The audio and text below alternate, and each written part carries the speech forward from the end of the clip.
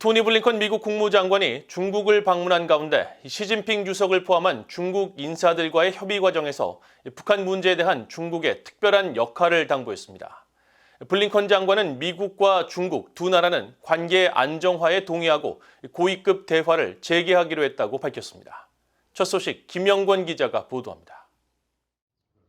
중국을 방문 중인 토니 블링컨 미국 국무장관이 북한의 도발을 멈추게 하기 위해 중국의 대북 영향력 행사를 촉구했습니다. 블링컨 장관은 19일 시진핑 중국 주석과의 면담 직후 베이징 미국 대사관에서 열린 기자회견에서 이틀간의 방중 협의와 관련해 설명하면서 갈수록 극단적으로 나오는 북한의 언사에 대해 중국 측과 논의했다고 밝혔습니다. 중국은 북한을 압박할 수 있는 특별한 위치에 있다며 대북 영향력 행사를 촉구했음을 시사하면서 국제사회는 북한이 책임있게 행동하고 미사일 도발을 중단하며 대화를 하도록 장려하는 데 관심이 있다고 밝혔습니다. I reiterated that we would welcome China playing a constructive role along with other nations to work toward a just peace based on the principles of the United Nations Charter. China is in a unique position to press Pyongyang to engage in dialogue and to end its dangerous behavior.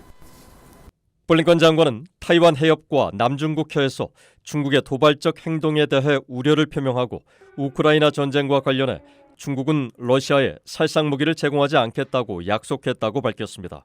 또 미국과 중국 모두 양국 관계를 안정화할 필요성에 동의했으며 고위급 대화도 재개하기로 했다고 밝혔습니다. 실제로 중국 친강 외교부장이 조만간 미국을 방문하기로 했습니다.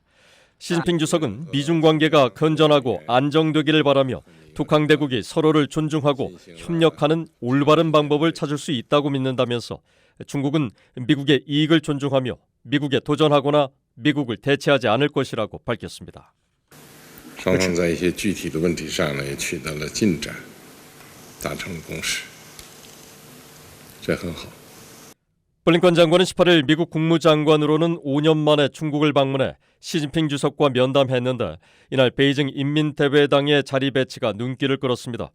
두 개의 긴 테이블 한쪽에 블링컨 장관 일행이 다른 한쪽엔 중국 측 인사들이 앉은 가운데 시 주석은 마치 상석에서 회의를 주재하는 듯한 모습으로 회동을 진행했습니다. 앞서 블링컨 장관은 중국 방문 전인 17일 박진 한국 외교부 장관과 하야시 요시마사 일본 외무상과 통화하고 중국, 북한 문제 등 영내 안보 문제를 논의했다고 국무부가 밝혔습니다. VA 뉴스 김영권입니다.